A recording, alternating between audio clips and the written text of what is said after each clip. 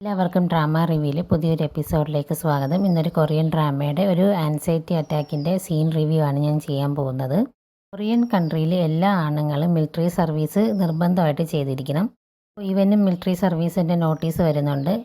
പക്ഷേ ഇവൻ ഒരു ഡോക്ടർ ആയതുകൊണ്ട് തന്നെ ഇവന് വോളണ്ടറി സർവീസ് ചെയ്യാൻ പറ്റും. ഇവൻ വോളണ്ടറി സർവീസ് ചെയ്യാൻ വേണ്ടിയിട്ട് ഒരു വില്ലേജിൽ ഡോക്ടറായിട്ട് പോവുകയാണ്. ഒരു ബോട്ടിലാണ് ഇവൻ പോകുന്നത്. ബോട്ടിലെ ഒരു ലോങ് ഡ്രൈവ് ആയിരുന്നു. അതുകൊണ്ട് തന്നെ അവൻ അത്യാവശ്യം ടയേർഡായിട്ട് കിടന്നുറങ്ങുന്നുണ്ട്. ആ സമയത്ത് കുറച്ച് മുത്തശ്ശിമാർ വന്നിട്ട് ഇവനിങ്ങനെ വിളിക്കുകയാണ്. ഇവൻ പെട്ടെന്ന് എണീക്കുമ്പോൾ ഇവന് വല്ലാത്ത ബുദ്ധിമുട്ടൊക്കെ തോന്നുന്നുണ്ട്.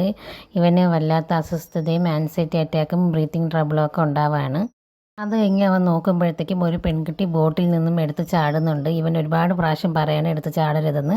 പക്ഷേ ആ പെൺകുട്ടി അതൊന്നും കേൾക്കാതെ എടുത്ത് ചാടാണ്. ആ പെൺകുട്ടിയെ രക്ഷിക്കാൻ വേണ്ടി ഇവനും പിറകെ പോവാണ്.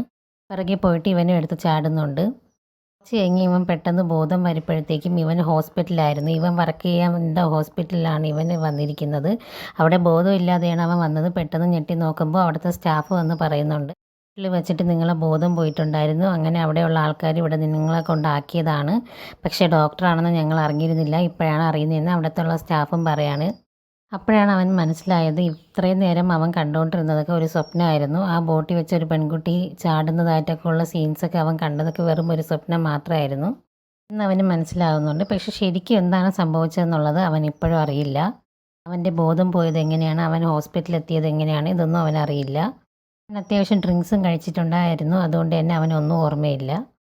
പിന്നെ ഒരു ദിവസം ബീച്ച് സൈഡിൽ ഇരിക്കുന്ന സമയത്തും അവൻ ഇതുപോലെ അവൻ്റെ പഴയകാല ഓർമ്മകൾ പെട്ടെന്ന് വരികയും അവന് പാനിക് അറ്റാക്ക് ഉണ്ടാവുകയും ചെയ്യുകയാണ്.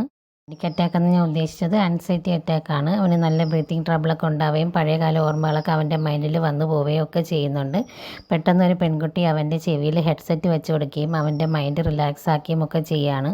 ആ പെൺകുട്ടി അങ്ങനെ ചെയ്തപ്പോൾ അവൻ ഒന്ന് റിലാക്സ് ആവുന്നുണ്ട്. അവൻ്റെ ബ്രീത്തിങ് ട്രബിളൊക്കെ ഒന്ന് ഓക്കെ ആയി വരികയാണ്. ആ പെൺകുട്ടി ഇങ്ങനെ തന്നെ നോക്കി നിൽക്കുകയാണ്.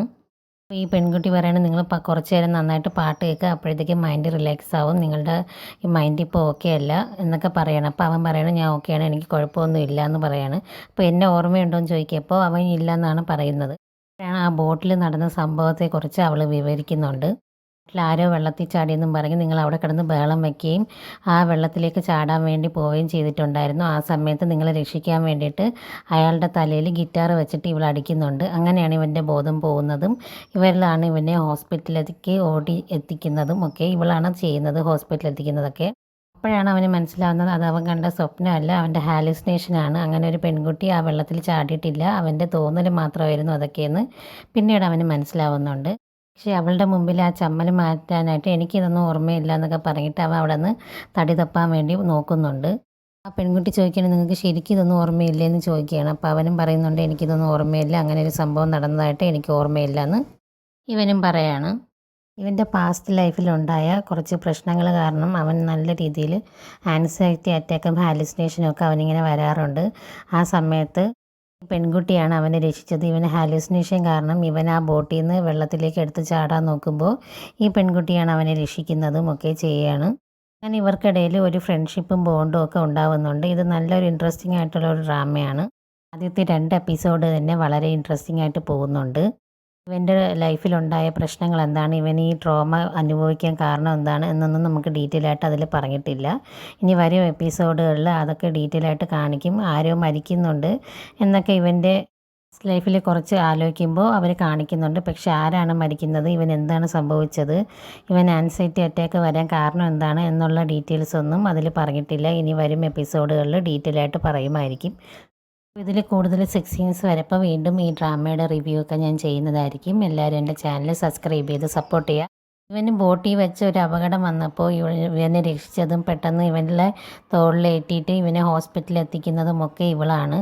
അങ്ങനെ ഇവർക്കിടയിൽ ചെറിയ ചെറിയ രീതിയിലുള്ള സൗഹൃദങ്ങളൊക്കെ ഉണ്ടാവുന്നുണ്ട്. ഇവരെ റിലേഷൻഷിപ്പ് കൂടുതൽ സ്ട്രോങ് ആവോ ഇല്ലേ എന്നൊക്കെ വീണ്ടും നമുക്ക് കണ്ട് മനസ്സിലാക്കാം.